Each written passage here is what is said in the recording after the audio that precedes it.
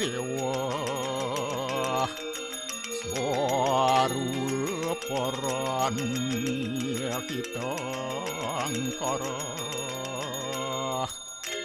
Mamuja Swarupapidya Walaya Suwasadya Siwa Om kesantauya kaiku dosa kesantauya wajiku mam santauya manaso dosa permadat kesamam Om Santi Santi Santi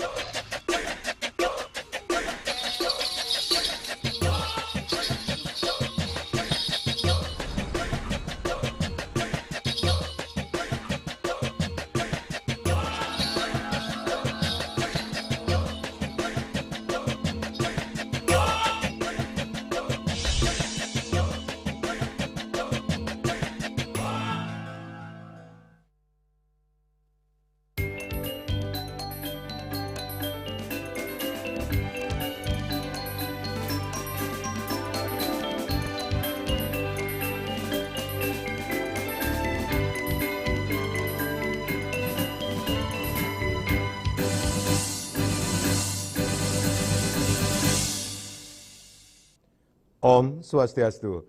Pemirsa Bali TV seputar Bali kembali hadir dengan menyajikan sejumlah informasi di antaranya.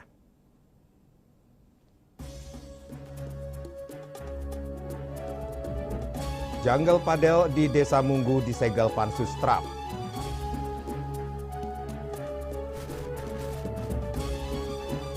Gudang penimbunan BBM solar bersubsidi digerebek Polda Bali. Jangan lewatkan juga informasi menarik lainnya yang sudah disiapkan tim redaksi kami. Bersama saya Madis Kudan Karang, inilah Seputar Bali selengkapnya.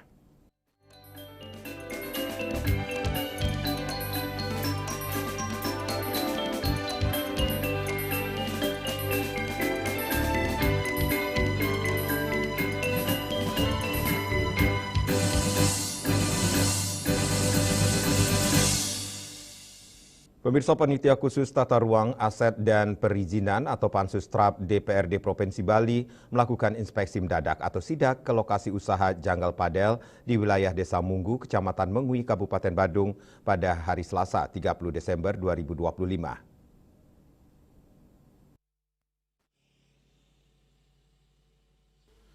Sidak dipimpin langsung oleh Ketua Pansus TRAP DPRD Bali Imade Suparto, Wakil Sekretaris Pansus Dr. Sompir serta anggota Pansus lainnya.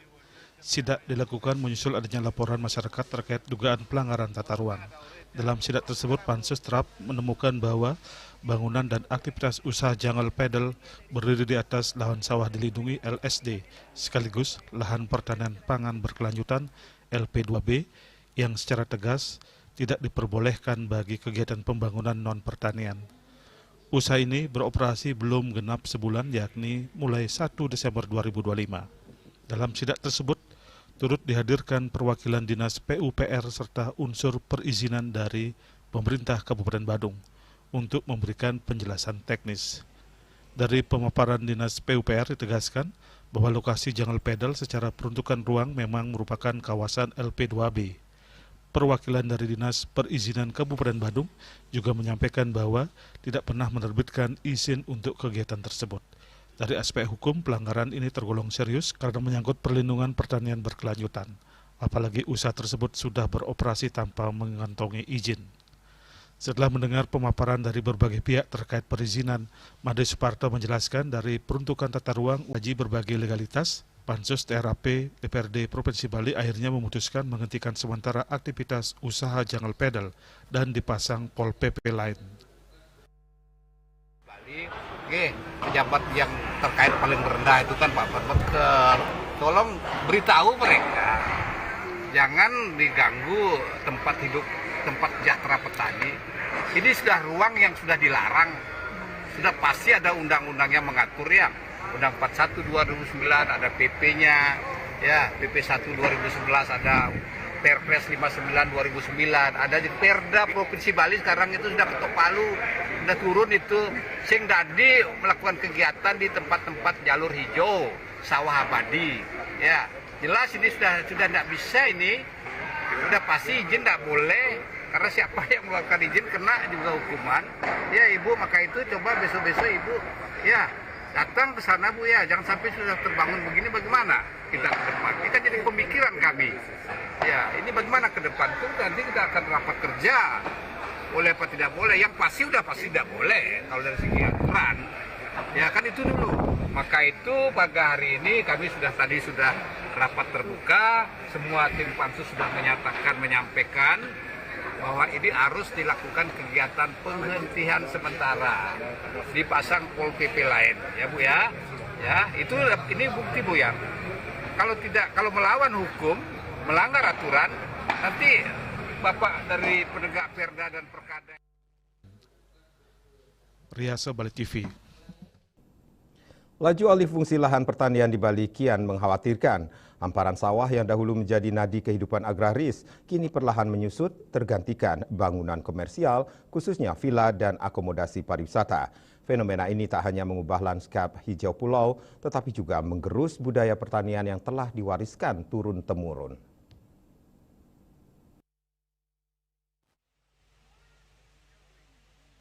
Data Dinas Pertanian Bali menunjukkan penurunan luas lahan sawah setiap tahunnya. Subak, sistem irigasi tradisional yang diakui UNESCO sebagai warisan budaya dunia, turut terancam kehilangan ruang hidupnya. Banyak petani mulai meninggalkan profesi bertani karena harga jual tanah yang tinggi dan desakan ekonomi pariwisata.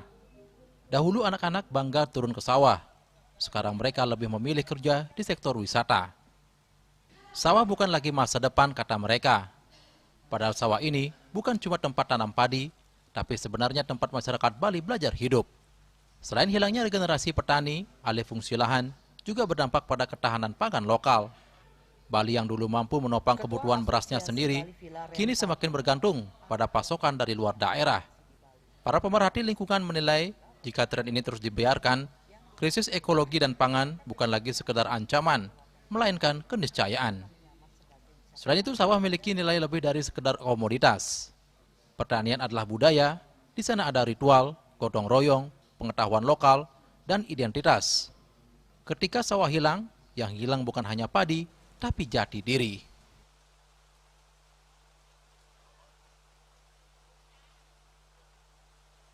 Pemerintah provinsi bersama desa adat dan komunitas Subak terus mendorong perlindungan lahan pertanian melalui peraturan zonasi dan insentif bagi petani. Namun tantangan terbesar tetap pada keseimbangan antara kebutuhan ekonomi dan pelestarian budaya. Di tengah gempuran investasi, masyarakat diharapkan ikut menjadi benteng terakhir, karena sawah yang berubah menjadi villa bukan hanya soal perubahan fungsi lahan, tetapi juga alarm tentang masa depan budaya pertanian yang makin hilang dari ingatan generasi muda. Hendra, Bali TV. Pemerintah Kota Denpasar merayakan pergantian tahun 2025-2026 tanpa menggelar konser musik maupun pesta kembang api. Kebijakan ini diambil sebagai bentuk empati dan solidaritas terhadap kondisi Indonesia yang tengah dilanda bencana di sejumlah daerah. Atau drum, serta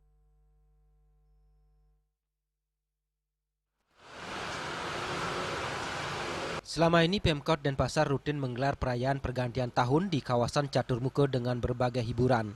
Bahkan pesta kembang api biasanya juga digelar di beberapa titik seperti Pantai Mertasari, Sanur, dan lapangan Puputan Badung. Namun khusus menyambut tahun baru 2026, seluruh rangkaian kegiatan tersebut ditiadakan. Meski demikian, Pemkot Denpasar tetap memberikan ruang bagi masyarakat untuk menyambut pergantian tahun. Lapangan Puputan Badung tetap dibuka sebagai lokasi berkumpul warga dengan menghadirkan pertunjukan kesenian tradisional dan stand-stand kuliner yang melibatkan pelaku UMKM lokal. Perayaan sederhana ini diharapkan tetap mampu menghadirkan suasana kebersamaan, sekaligus memberikan kesempatan bagi pelaku UMKM untuk menggerakkan perekonomian masyarakat. Dalam momentum pergantian tahun ini, Pemkot Denpasar mengajak seluruh masyarakat untuk bersama-sama mendoakan agar Indonesia diberikan kesehatan dan kekuatan serta terus mendukung pembangunan di Kota Denpasar. Yang pertama, berkenaan dengan pergantian tahun, kita secara rutin memang melakukan kegiatan di Catur Muka, tapi kegiatan untuk firework-nya kita ditiadakan. Itu kan rutin kita di Mertosari melakukan itu karena kita melihat situasi ya yang jelas, jadinya kita mengurangi kegiatan. Tapi ritual untuk masyarakatnya di Puputan Catur Muka kita tetap laksanakan tanpa ada pesta kembang api, itu sih yang ya. Memasuki tahun 2026, Pemkot Denpasar telah memetakan sejumlah prioritas pembangunan. Fokus utama diarahkan pada penanganan sampah dan banjir yang menjadi tantangan perkotaan.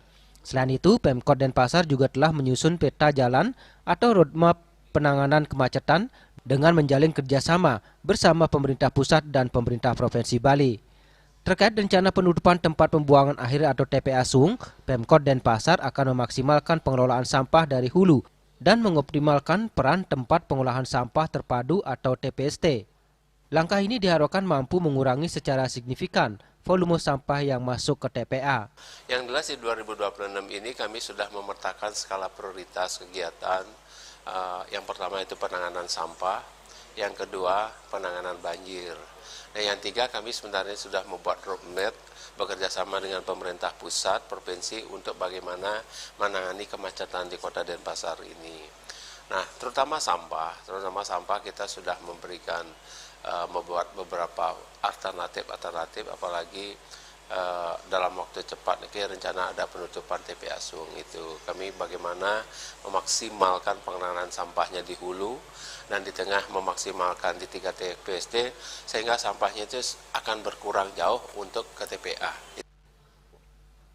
Dengan perayaan yang sederhana namun bermakna, Pemkot Denpasar berharap tahun 2026 menjadi momentum memperkuat kepedulian sosial, kolaborasi, dan komitmen bersama dalam membangun kota yang berkelanjutan. Ya, yang jelas sekarang harapan kita kepada warga Kota Denpasar, nah tentunya kami mengaturkan selamat menyongsong tahun baru 2026.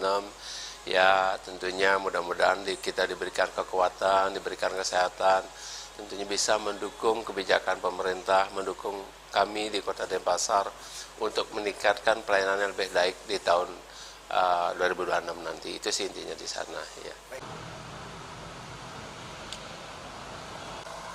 Yana dan Ari Wiratmaja, Bali TV. Gudang penimbunan BBM solar bersubsidi digerebek Polda Bali. Kami segera kembali dengan laporannya.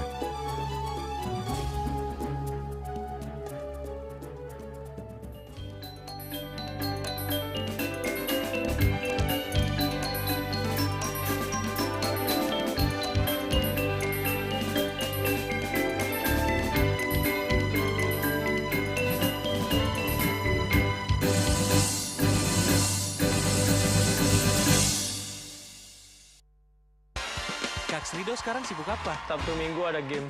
Santai dengan Nana tawa terus mengalir. Serpet aja dulu. Luak hitam baru dengan teknologi slow roasting bikin nyaman di lambung.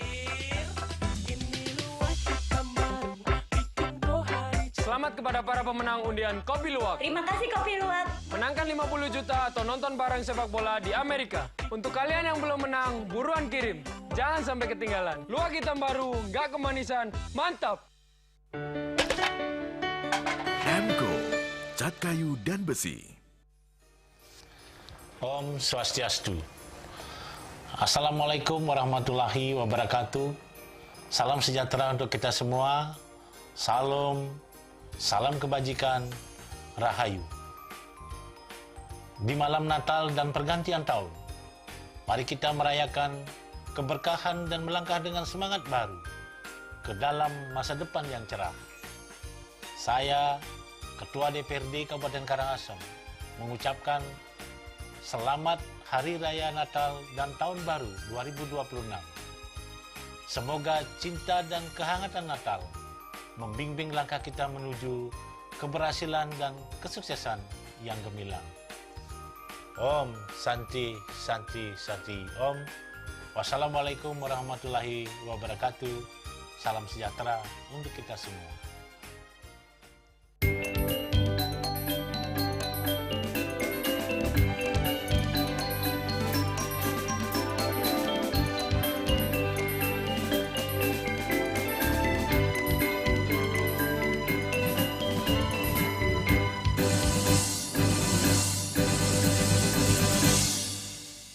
Pemirsa, sebuah gudang di Jalan Pemelisan, Kelurahan Sesetan, Kecamatan Denpasar Selatan, digerebek petugas Direktorat Reskrimsus Polda Bali. Gudang ini dijadikan tempat penyalahgunaan BBM bersubsidi jenis solar oleh para pelaku untuk disalurkan kembali kepada masyarakat maupun usaha kapal guna memperoleh keuntungan.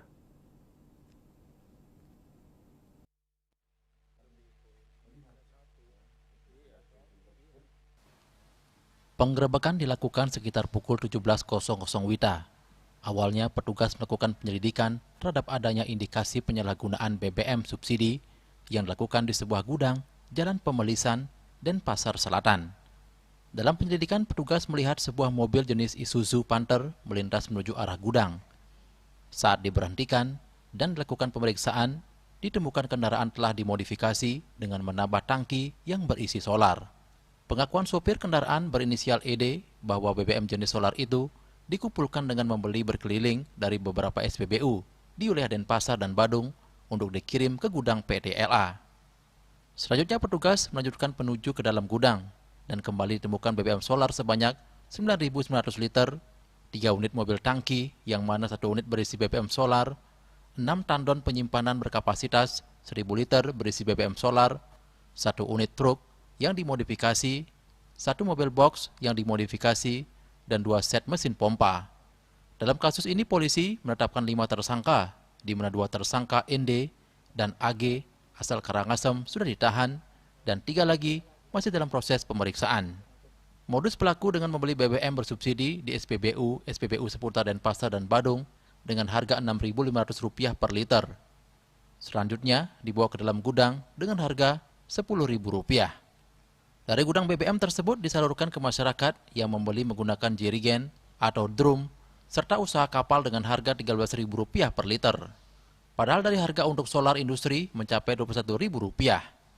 Di sini adalah modus tersangka mengambil dari SPBU, para pelaku ini mengambil dari SPBU dengan kendaraan-kendaraan yang sudah dimodifikasi. Kemudian setelah sampai di gudang ini, akhirnya dialihkan ke tempat penampungan. Ya, dari tempat penampungan tersebut baru dimasukkan lagi ke tangki-tangki solar industri yang resmi. Jadi seolah-olah keluar dari gudang ini itu adalah BBM solar industri, padahal itu adalah BBM solar subsidi. Jadi dari perbuatan tersebut itu pelaku itu mendapatkan keuntungan kurang lebih adalah 4 miliar. Pemeriksaan kami, mereka melaksanakan kegiatan ini sudah 6 bulan. Saat ini kepolisian masih mengembangkan kasusnya. Raiswantara, Bali TV. Sepanjang 2025, Polres Buleleng mencatat 90 kasus narkoba. Dari jumlah tersebut, sebanyak 69 kasus berhasil dituntaskan.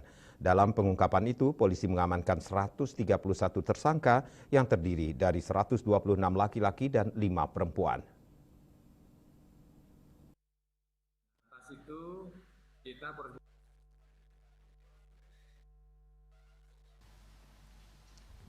Polres Buleleng menegaskan komitmennya melakukan puputan atau perang total terhadap peredaran dan penyalahgunaan narkoba. Sepanjang 2025, puluhan kasus narkotika berhasil diungkap dengan ratusan tersangka diamankan. Kapolres Buleleng AKBP Ide Bagus Widwan Sutadi mengatakan pemberantasan narkoba tetap menjadi prioritas utama jajarannya, baik terhadap pengedar maupun pengguna. Dari total tersangka tersebut, 56 orang merupakan pengedar sementara sisanya adalah pengguna. Dari barang bukti, Widwan menyebutkan adanya dinamika yang cukup signifikan dibandingkan tahun sebelumnya. Barang bukti ganja yang diamankan mencapai 8,89 gram atau meningkat 100% dibandingkan 2024. Setidak-tidaknya 70%. Karena ada beberapa perkara juga, ya berhubung di akhir tahun, memang ada beberapa komunikasi ke CJS, Criminal Justice System. Dan ini juga yang kami tekan, yaitu kejahatan-kejahatan yang meresahkan masyarakat. Jadi antaranya yang dominan itu tindak pidana penganiayaan, tipu gelap, dan KDRT. Pada saat ini juga saya akan sampaikan bahwa Polres Buleleng juga berhasil mengungkap sejumlah kasus menonjol, yaitu pengungkapan kejahatan street crime atau 3C, curanmor, dan penganiayaan berat dan pembunuhan sebanyak 75 kasus. Ini yang menonjol. Terus pengungkapan kasus kekerasan fisik seksual terhadap kelompok rentan. Ya, ini komitmen kita, baik kejahatan terhadap anak, perempuan, dan penyandang disabilitas. Ini kurang lebih terjadi sebanyak 80 kasus.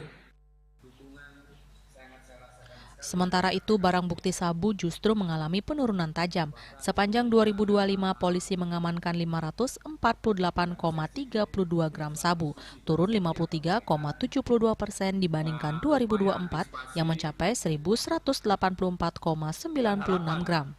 Untuk narkotika jenis ekstasi, polisi hanya mengamankan 3 butir sepanjang 2025. Angka tersebut turun drastis hingga 99,29% dibandingkan 2024 yang mencapai 423 butir. Yasari Yuli, Bali TV. Pemirsa, 10 September 2025 menjadi catatan kelam bagi Kota Denpasar.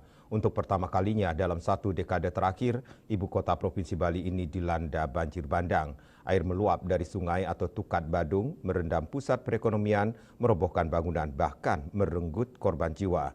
Banjir kali ini disebut berbeda dan menjadi peringatan serius kerusakan lingkungan akibat alih fungsi lahan. Berikut laporan selengkapnya.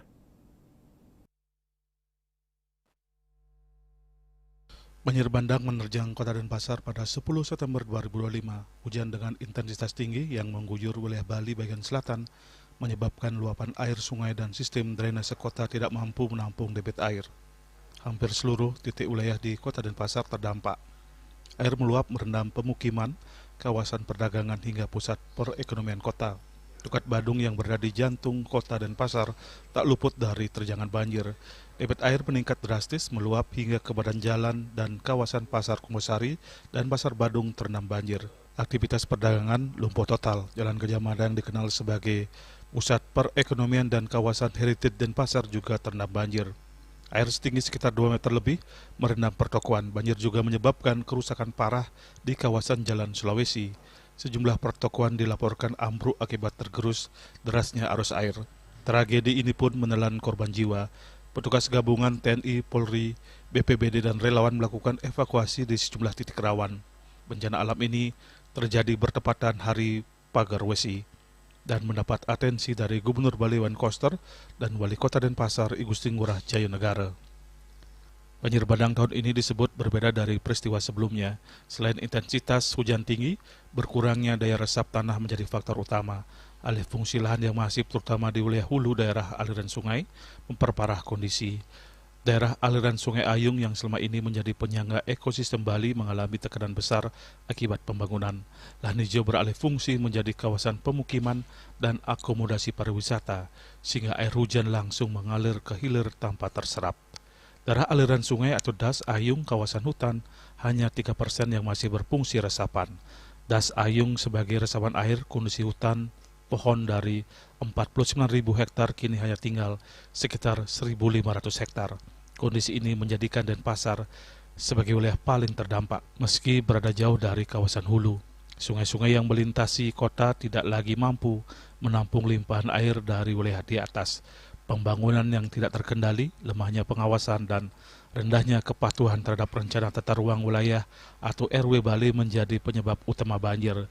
Jika tidak ada tindakan tegas dan konsisten, banjir bandang yang dulu dianggap mustahil terjadi lagi di Denpasar. Kejadian banjir di kota Denpasar 2025 bukan sekedar bencana alam, melainkan peringatan kerusakan tata ruang dan lingkungan. Akhir tahun ini menjadi momentum evaluasi agar pembangunan Bali ke depan tidak lagi mengorbankan keseimbangan alam dan keselamatan warganya. Trihito Karano jangan hanya sebagai slogan saja, namun terpenting implementasinya nyata dalam kehidupan masyarakat Bali. Winarta, Bali TV.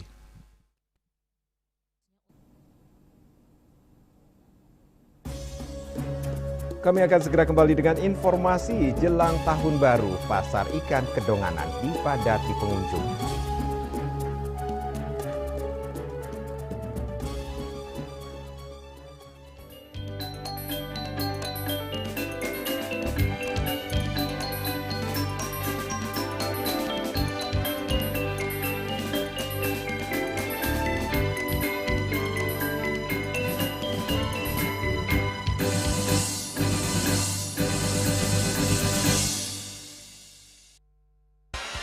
Kak Srido sekarang sibuk apa? Sabtu Minggu ada game. Santai dengan Nana tawa terus mengalir. Seruput aja dulu. Luwak hitam baru dengan teknologi slow roasting bikin nyaman di lambung. Selamat kepada para pemenang undian Kopi Luwak. Terima kasih Kopi Luwak. Menangkan 50 juta atau nonton bareng sepak bola di Amerika. Untuk kalian yang belum menang, buruan kirim. Jangan sampai ketinggalan. Luwak hitam baru, nggak kemanisan, mantap. Cat color dengan daya sebar yang luas, cepat kering, dilengkapi 39 pilihan warna. Kualitas dijamin terbaik. Cat color harga ekonomis. Om Swastiastu. Saya Bupati Badung Iwayan Adi Arnawo. Saya Wakil Bupati Badung Bagus Alit Sucipta. Mengucapkan Selamat Hari Raya Natal 25 Desember 2025 dan Tahun Baru 1 Januari 2026. Momentum Natal dan pergantian Tahun Baru ini menjadi pengingat bagi kita semua akan pentingnya kasih, persaudaraan, dan kepedulian sosial dalam kehidupan bermasyarakat. Pemerintah Kabupaten Badung terus berkomitmen menghadirkan pelayanan publik yang semakin baik, memperkuat pembangunan infrastruktur yang merata, meningkatkan kualitas pendidikan dan layanan kesehatan, serta mendorong penguatan ekonomi kerakyatan dan pariwisata yang berkelanjutan berbasis budaya dan kearifan lokal. Memasuki tahun 2026, mari kita perkuat sinergi, gotong royong, dan toleransi dalam keberagaman untuk bersama-sama mewujudkan Badung yang maju, sejahtera, dan harmonis. Semoga Damai Natal membawa harapan baru dan Tahun Baru 2026 menjadi langkah awal menuju Badung yang semakin gemilang. Om Santi Santi Santi Om.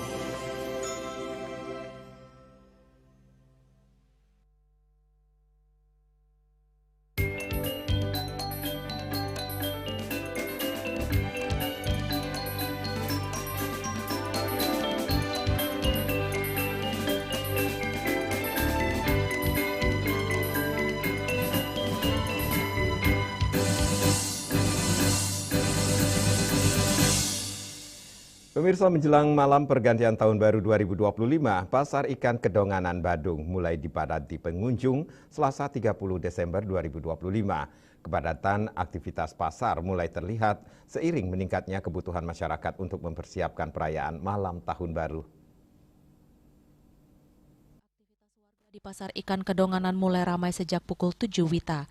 Para pengunjung mulai berdatangan untuk membeli berbagai hasil tangkapan laut seperti ikan, udang, dan cumi-cumi yang nantinya akan diolah sebagai hidangan, khususnya untuk acara bakar-bakar bersama keluarga maupun kerabat pada malam pergantian tahun. Selain dikenal sebagai pusat penjualan hasil laut segar, kawasan Pasar Ikan Kedonganan juga dipenuhi berbagai usaha kuliner masakan laut, hingga jasa pembakaran ikan yang semakin menambah daya tarik bagi pengunjung. Salah satu pedagang ikan di Pasar Kedonganan, Wayan Astawa, mengungkapkan bahwa suasana pasar mulai ramai sejak minggu lalu. Menurutnya, sebagian besar pengunjung membeli aneka hasil laut untuk keperluan bakar-bakar menyambut malam pergantian tahun. Pedagang asal Desa Adat Kedonganan ini menjual berbagai jenis ikan laut, di antaranya ikan kakap dan ikan sniper dijual seharga sekitar Rp75.000 per kilogram. Selain itu, ia juga menyediakan ikan tongkol, gurami, udang, dan berbagai hasil tangkapan laut lainnya. 10 hari udah mulai rame. Tergantung jenis ikannya, lain-lain soal ikan. Oh, nggak, ikan apa aja yang dijual di sini, Bu? Kalau ikan kakap 60, kalau snipernya 75. Oh, per kilo, 1 kilonya berapa, Bu, untuk ikan kakap? Kakapnya 75. Oh, nggak, Ibu jual selain kakap apa aja lagi, Bu? Resi ada, tongkol ada. Gurami ada, Bu? Gurami ada. Sudah dari kemarin. Udah dari kemarin. Ya, ada banyak yang nyari. Tanggal 25 sudah mulai labil. Tanggal 24. Nggih, yang masyarakat yang paling banyak dicari apa, Bu, ikan? Ikan kakap ini untuk dibakar. Oh, nggih, ikan untuk bakar.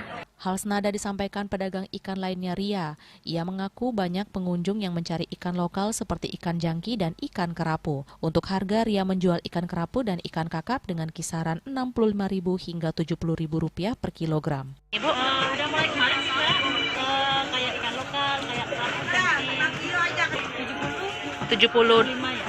Jenisnya apa, Bu? Kayak kerapu, kayak kakap. Oh, kalau misalnya tahun baru paling banyak orang nyari apa, Bu, selain kakap? Nyari ikan bakaran, kayak jangki, kayak kerapu, kayak gini.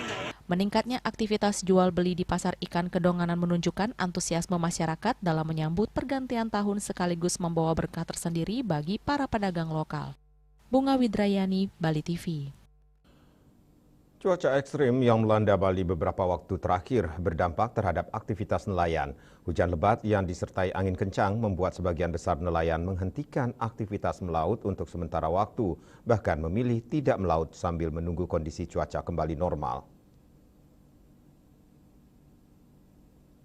Cuaca buruk tersebut berdampak langsung pada menurunnya hasil tangkapan laut. Salah seorang nelayan di Pantai Kedonganan, Aji Dali, mengatakan cuaca ekstrim yang terjadi selama beberapa hari terakhir menyebabkan hasil tangkapan nelayan mengalami penurunan. Demi keselamatan, ia memilih untuk tidak melaut dan menunggu cuaca membaik. Selain membahayakan keselamatan nelayan, cuaca ekstrim juga meningkatkan resiko kerusakan alat tangkap dan perahu. Oleh karena itu, sejumlah nelayan terpaksa menunda aktivitas melaut guna menghindari potensi kecelakaan di laut. Ia juga mengungkapkan apabila kondisi cuaca memungkinkan untuk melaut, ia masih dapat memperoleh hasil tangkapan, meskipun jumlahnya tidak sebanyak saat cuaca cerah seperti biasanya. Nggih, Pak. Sekarang kan cuaca ekstrim, gimana Pak kondisi tangkapan menjelang tahun baru nih? Lagi sepi ikannya, lagi mengurangin tuh, sepi sekali pokoknya. Tapi ada tangkapan dari kemarin-kemarin? Ada dikit-dikit lah. Kalau anginnya bagus ya kerja, kalau anginnya keras ya libur gitu. Ya benerin jaring, benerin alat. Kayak jaring robek, dianyam, diayum gitu. Ya dijual lagi, ada pengepulnya lah.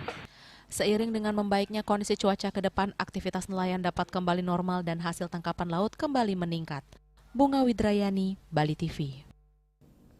Tahun 2026 merupakan tahun yang penuh tantangan bagi lembaga keuangan tak terkecuali LPD. LPD diimbau untuk terus mengupgrade diri, meningkatkan kualitas pelayanan dan digitalisasi.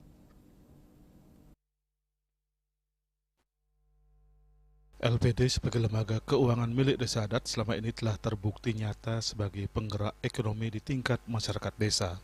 Keberadaannya pun sangat dirasakan masyarakat, di mana LPD tidak hanya mencari keuntungan semata, namun memiliki asas kebermanfaatan bagi masyarakat desa, seperti salah satunya, sebagian keuntungannya justru dikembalikan lagi kepada masyarakat dalam berbagai bentuk, seperti adanya penyisian keuntungan LPD untuk dana pembangunan Desa Adat, dana sosial, dan mendukung berbagai kegiatan masyarakat di Bali di berbagai bidang seperti seni, adat, dan budaya Bali.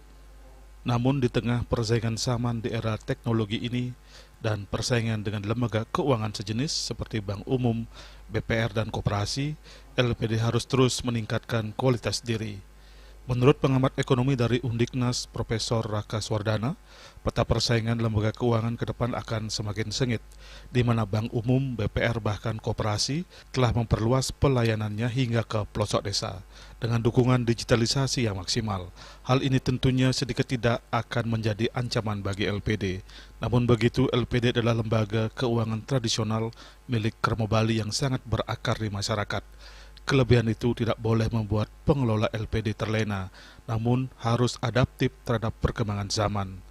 Berubahnya perilaku konsumen atau nasabah harus diikuti dengan meningkatkan kualitas pelayanan yang berbasis digitalisasi agar bisa menyamai layanan seperti di Bank Umum. Selain itu, harus terus memperkuat keberadaan LPD, meningkatkan kualitas SDM, dan meningkatkan tata kelola LPD. Salah satu yang berperan itu lembaga keuangan, di mana kita punya lembaga keuangan di tingkat desa itu adalah LPD. Itu kita harapkan LPD sangat berperan karena langsung menyentuh masyarakat kami di desa. Dan itu harus profesional juga. Kita tidak bisa menafikan zaman sekarang ini dengan profesionalisme dan digitalisasi itu terus. Dan juga tentu pelayanan. Jangan sampai kalah dengan fintech, dengan kalah dengan lembaga keuangan yang lain. Karena bank-bank besar itu masuk ke desa-desa. Itu yang juga problem ini. Harus dilawan, tantangan yang harus dilawan oleh para pengurus LPD. LPD akan tetap berpeluang untuk lebih maju lagi. Ketika dia sudah modern, ketika dia sudah menjadi manajemennya digitalisasi, saya kira pasti akan lebih maju. Tentu juga karena dekat dengan masyarakat, dia diharapkan itu pelayanannya lebih bagus. Meskipun dalam sisi persaingan digitalnya mungkin bisa bersaing, tapi dari sisi pelayanan, dari sisi digitalisasi yang paling sederhana harus juga dilakukan. Kompetisi memang persaingan sangat ketat. Saat ini semua masuk kepada pedesaan, bukan hanya fintech saja, bukan saja, tapi lembaga-lembaga seperti Himbara juga punya pelayanan-layanan yang sampai masuk ke desa. Dan ini tantangan tersendiri. Apa yang saya katakan tadi adalah dari sisi pelayanan itu harus diutamakan. Kedekatan dengan masyarakat itu harus diutamakan. Salah satu medan perang lembaga keuangan tahun 2026 ini adalah persaingan memperbesar jangkauan kredit, mengingat pemerintah telah menggelontorkan triliunan rupiah kepada Bank Himbara untuk menggerakkan ekonomi. Melihat kondisi ini, LPD harus memiliki strategi khusus agar tetap menjadi pusat pengelolaan keuangan masyarakat Bali dengan berbagai inovasi, kreativitas, dan digitalisasinya. Dengan begitu diharapkan loyalitas nasabah akan tetap terjaga dan LPD tetap kokoh dan bisa bersaing dengan lembaga keuangan lainnya. Riasa Bali TV. Pasokan listrik saat Nataru di Bali Utara dipastikan aman. Kami segera kembali dengan informasinya.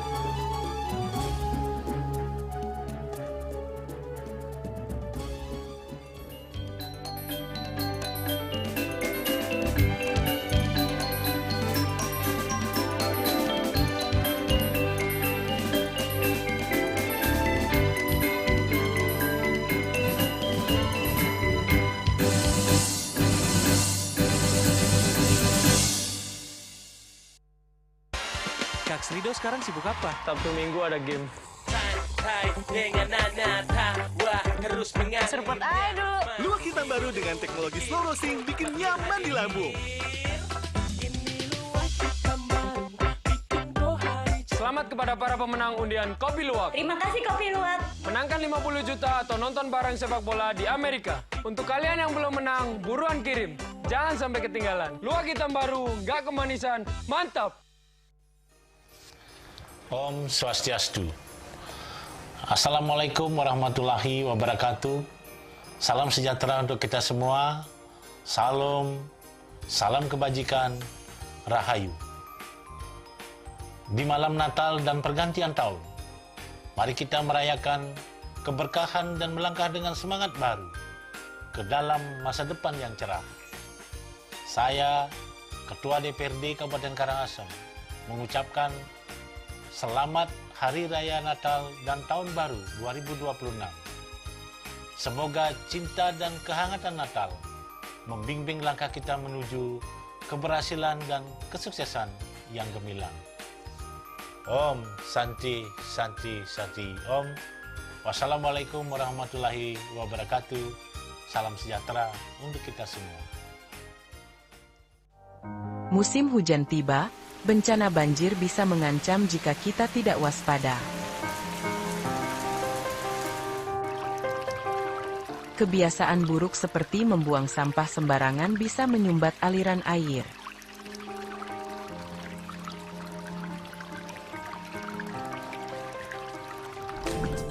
Kita bisa mencegah banjir dengan bergotong royong, menjaga selokan bersih, dan menanam pohon.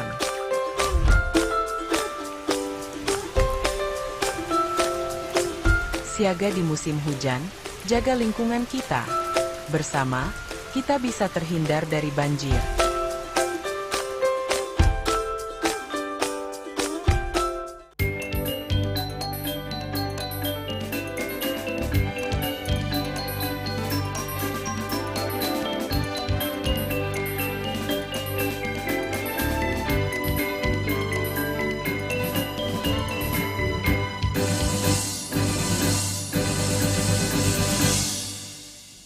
Pemirsa, PLN UP3 Bali Utara telah siaga sejak 18 Desember lalu untuk memastikan kesiapan pasokan listrik menjelang perayaan Natal 2025 dan Tahun Baru 2026.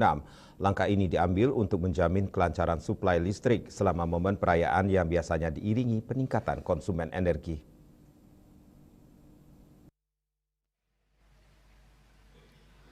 Putu Agus Cipta, Asisten Manajer Jaringan Distribusi UP3 Bali Utara memastikan pasokan daya dalam kondisi aman dan andal.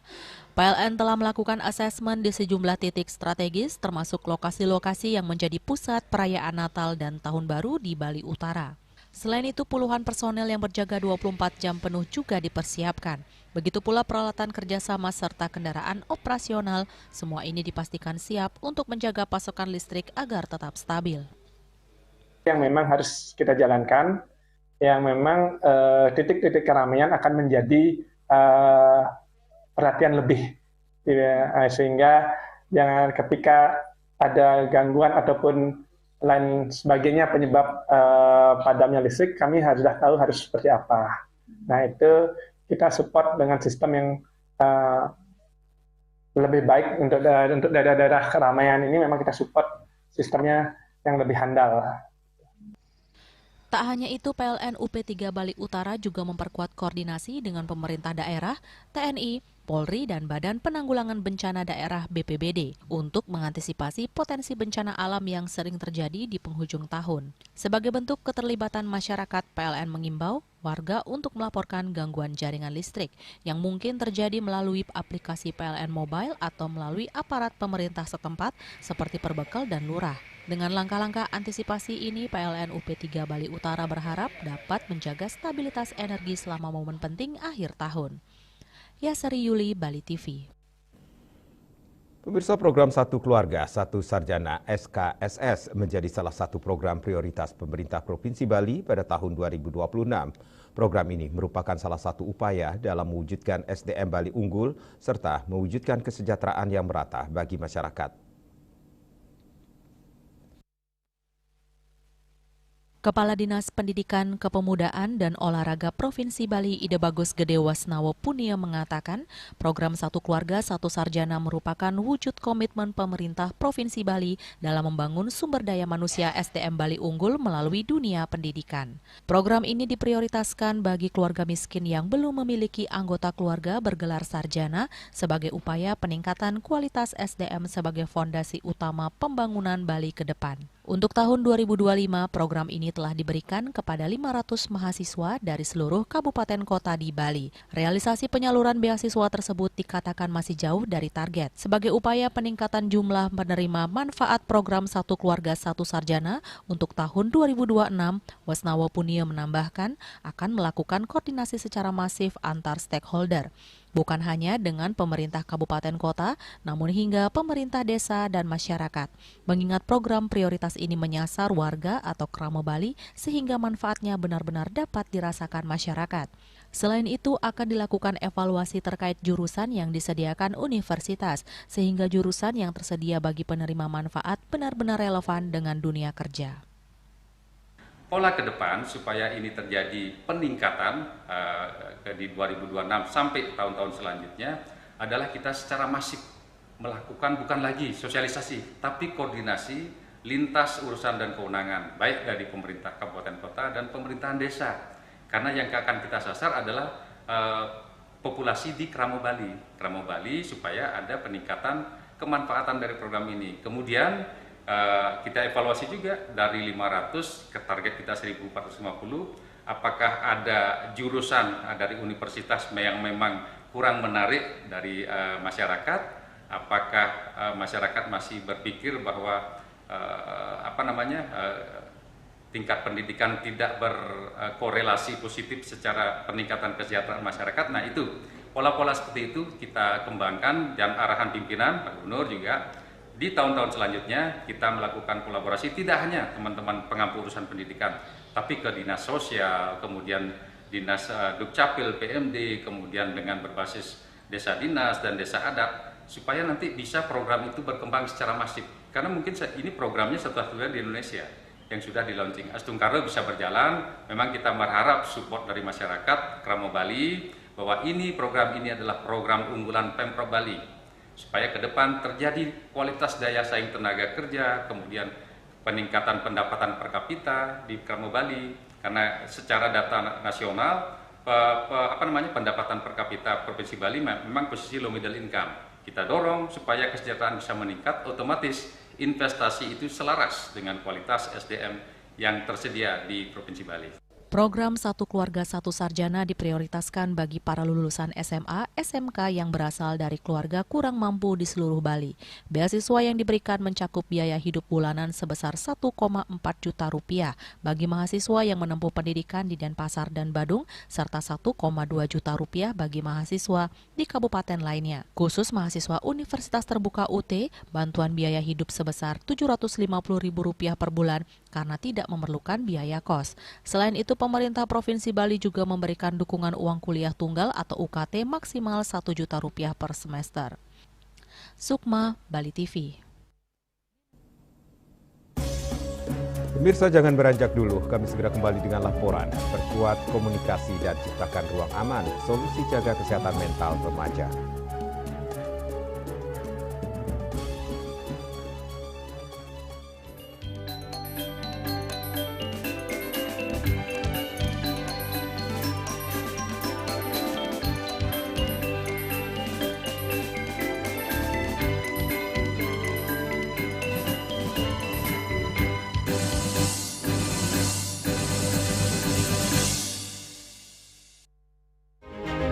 Cat Color dengan daya sebar yang luas, cepat kering, dilengkapi 39 pilihan warna. Kualitas dijamin terbaik. Cat Color, harga ekonomis. 1 tahun telah berlalu dengan segala prestasi, pencapaian, tentu dengan kekurangan dari kegagalan yang terjadi. Bersamaan yang hangat dengan penuh kasih sayang merupakan wujud rasa syukur dan bakti kepada Tuhan yang harus kita pupuk kepada sesama.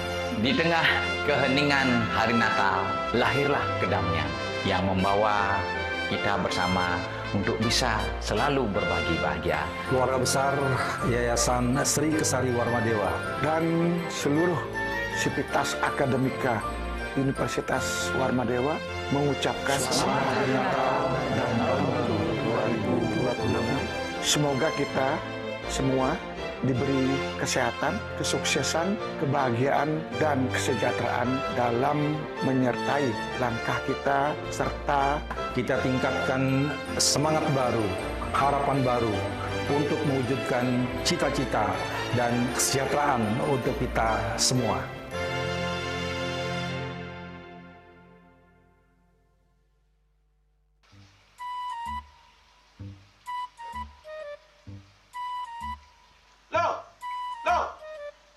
Nyai pengongen. Oh, ake ngerti be.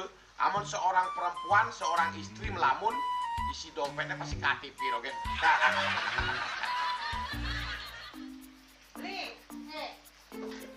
Awake hanya belajar lebih tenang menikmati hidup dengan proses tanpa harus protes.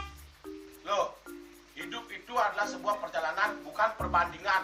Maka jangan pernah kamu bandingkan prosesmu dengan orang lain, karena kita berdiri di bumi yang sama dengan takdir yang berbeda.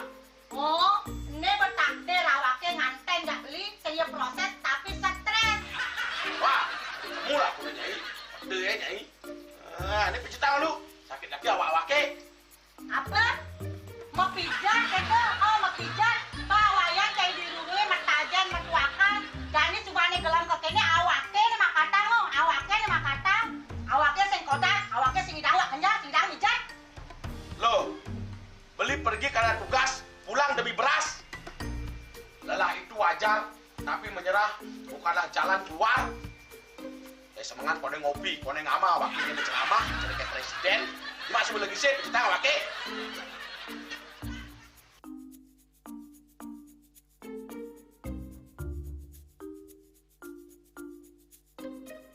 Nih kene be, kene ini awaknya makatang, awaknya bermedati ngencadang dongkang ini. Oh, kadang timpalnya jadi makatang. Ngajak ke saya dirundungi wayan. Ini, ayo kemarin jangan bicaranya nih lo. Ini siap bicarkan awaknya jangan beli, langise ada jangan. Wah, si lagi kini ada ngorek TV semangatnya kangon. Melang saya beli ngomong, ini madan minyak gana pati. Aduh, sudah lo, bersegel beli lo. Pemelan nih. Pemelan, jangan nggak dikasat lagi sini. Apa dikasat lagi sini lo? Coba tinggalin. Ini di HP ini nak ada beli. Nak liu khasiatnya nih beli waktu nak nganggon minyak gana pati ada nih beli meringankan apa ada nih kaki terkilir, keseleyor, emate, pegelinu, pila, kesemutan, bangcang sakit pokoknya menggenang khasiatnya nih. Nih, mana gitu? Yang kita nak konang panaki, awaknya saya kita konang. Jadi awaknya bersehat. Ini awaknya bisa Nyai di kamar ini. Apa asingnya? Asingnya Nyai, awaknya bersegar di kakak lain Nyai. Beli. Baik.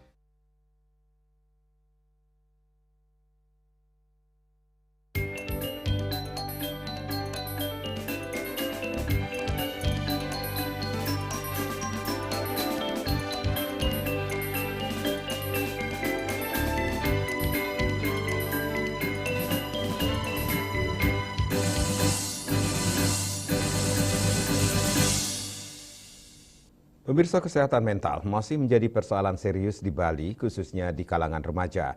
Berbagai masalah kesehatan mental yang muncul sepanjang tahun 2025 menunjukkan bahwa remaja saat ini menghadapi tekanan psikologis yang semakin kompleks dan membutuhkan perhatian serius dari berbagai pihak.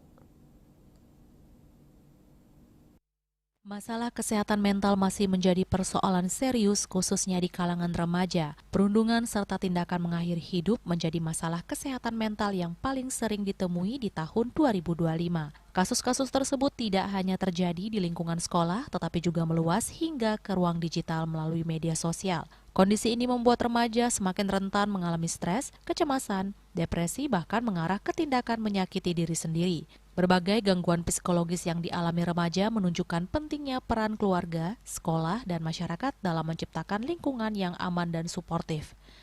Sejumlah faktor menjadi penyebab munculnya masalah kesehatan mental pada remaja, mulai dari tekanan akademik, tuntutan sosial, kurangnya dukungan keluarga, pengaruh media sosial, hingga minimnya literasi kesehatan mental. Selain itu, stigma terhadap gangguan mental juga membuat banyak remaja enggan untuk terbuka dan mencari bantuan. Psikolog Nena Mawarsari mengatakan pentingnya bagi remaja memiliki kemampuan meregulasi emosi secara sehat, membangun komunikasi terbuka dengan lingkungan sekitar, terutama orang tua, guru, dan teman sebaya, sehingga diharapkan upaya tersebut mampu menciptakan rasa aman pada remaja. Apa yang bisa dilakukan adalah mulai mengajarkan remaja untuk bisa meregulasi emosinya dengan sehat. Misalnya dengan membina komunikasi antara orang tua dengan anak, kemudian ada komunikasi terbuka antara guru dan siswa, kemudian mengurangi judgmental sehingga remaja bisa cenderung lebih terbuka kepada orang dewasa di sekitarnya, dan juga journaling, dan kalau memang terjadi masalah kesehatan mental yang sulit diatasi, untuk tidak memberikan stigma yang negatif ketika remaja untuk berani berkonsultasi kepada tenaga profesional di bidang kesehatan mental. Edukasi kesehatan mental sejak dini menjadi salah satu solusi penting, baik di lingkungan sekolah maupun keluarga. Salah satu langkah utama dalam menjaga kesehatan mental remaja adalah memperkuat komunikasi yang terbuka dan sehat, terutama di kalangan antar remaja. Menurut saya sendiri tentang kasus bullying yang sedang beredar saat ini, mungkin untuk cara mencegahnya dari saya sebagai mahasiswa, itu mulai dari bagaimana cara kita merangkul teman dengan sebaik-baiknya, menjaga sikap, perilaku, dan relasi, dan untuk jangan terlalu oversharing juga, karena bagaimanapun kita juga harus menjaga satu sama lain sebagai teman. Jangan sampai ada satu dari kita emang memberatkan satu sama lain, itu tidak boleh sama sekali, karena yang dimana teman itu tugasnya saling merangkul dan saling menjaga. Selain di lingkungan keluarga, sekolah juga memiliki peran strategis dalam menciptakan ruang aman bagi remaja. Penyediaan layanan konseling, pencegahan perundungan, serta edukasi kesehatan mental menjadi upaya penting untuk membantu remaja mengenali dan mengelola emosi dengan baik. Karena kan kalau misalnya stres itu nggak boleh dipendam sendiri. Jadi kalau mungkin punya teman atau apalagi kayak masih ada orang tua gitu kan yang lebih dekat lagi, bisa curhat mungkin ke ayah, ke ibu gitu, atau mungkin ke saudara, itu kayak cerita keluhannya tuh kayak hari ini tuh gimana sih gitu, kayak biar nggak ada beban yang masih ada di dalam hati gitu, jadi dikeluarin aja. Kolaborasi antara orang tua, tenaga pendidik, pemerintah, dan masyarakat diharapkan mampu menciptakan sistem pendukung yang berkelanjutan. Dengan memperkuat komunikasi dan menghadirkan ruang aman, remaja diharapkan dapat tumbuh dengan kondisi mental yang lebih sehat, percaya diri, menghadapi tantangan di masa depan. Bunga Widrayani, Bali TV. Teater Orok Noceng, salah satu unit kegiatan mahasiswa di lingkungan Universitas Udayana, kembali menegaskan denyut eksistensinya. Di tahun 2025, komunitas ini menggelar dua agenda besar sekaligus, yakni Orok Festival Sastra Nasional atau OFSN dan Pentas Tunggal atau Pentung 2025. Tahun 2025 menjadi penanda istimewa bagi komunitas ini. Setelah bertahun-tahun menenun proses kreatif, Orok tidak hanya bertahan, mereka tumbuh, lebih lantang, lebih berani. Dua agenda besar digelar sekaligus, Orok Festival Sastra Nasional, OFSN, dan Pentas Tunggal, Pentung 2025, dua gelaran berbeda yang dipayungi satu visi, membangun ekosistem ekspresi dan prestasi bagi teater muda Indonesia. Kegiatan ini lahir bukan dari ambisi, melainkan kegelisahan. Ada keresahan di internal teater Orok bahwa insan teater muda, baik di dalam kampus maupun di luar Bali, membutuhkan panggung baru, ruang baru, udara baru untuk mengekspresikan diri, berinovasi, dan mengejar prestasi di tingkat nasional. Dari kegelisahan itu, OFSN dan Pentung dipertautkan menjadi satu orbit gerak. Secara historis, OFSN dimulai pada 2020 dan tahun 2025 menandai pelaksanaan kelima, konsisten menjadi ruang kompetisi bagi mahasiswa dan pelaku teater lintas kampus, serta komunitas di seluruh Indonesia. Sementara itu, Pentas Tunggal telah berjalan sejak 2016, dan tahun ini memasuki edisi ke-9, yang menjadi bukti komitmen panjang Orok dalam mengeksplorasi format pertunjukan khas mereka, sembari terus membuka diri pada eksperimen artistik. Tahun 2025, OFSN tidak berjalan sendirian. Festival ini menggandeng partner mahasiswa dari berbagai daerah di Indonesia dan mencatat 50 peserta yang terlibat dalam kompetisi sastra teater berskala nasional. Di sisi lain, Pentung 2025 menghadirkan kolaborasi lintas seni bersama Chameleon Ensemble, komunitas musik yang dikenal dengan eksplorasi orkestrasi eksperimentalnya.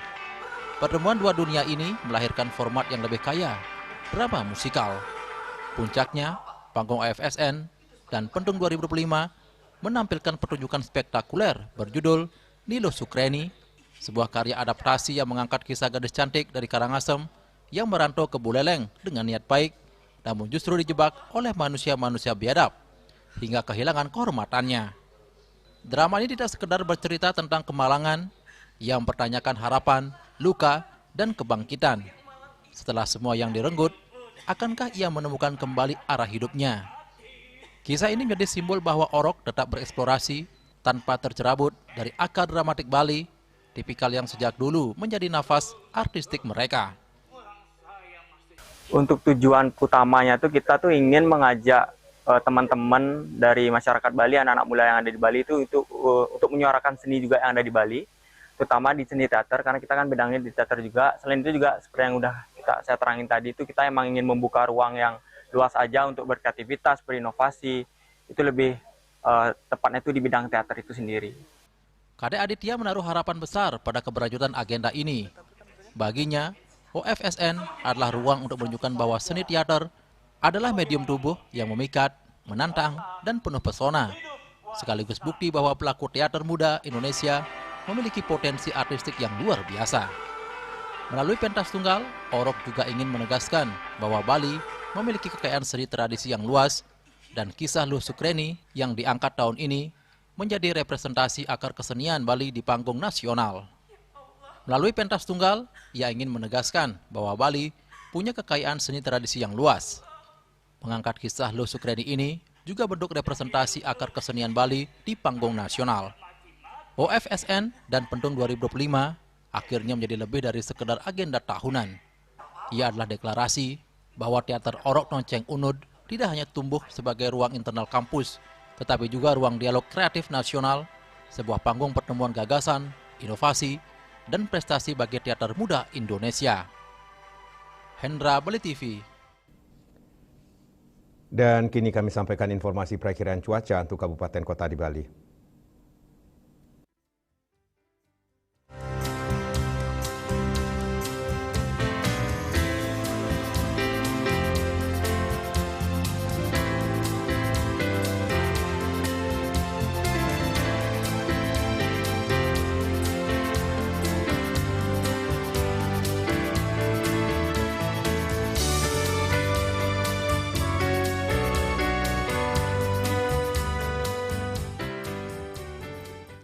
Seputar Bali bersama Minyak Kapun Ganapati, Usada Bali Keluarga Sehat. Update terus informasi Anda dengan subscribe dan like YouTube channel Bali TV @newsbali.tv.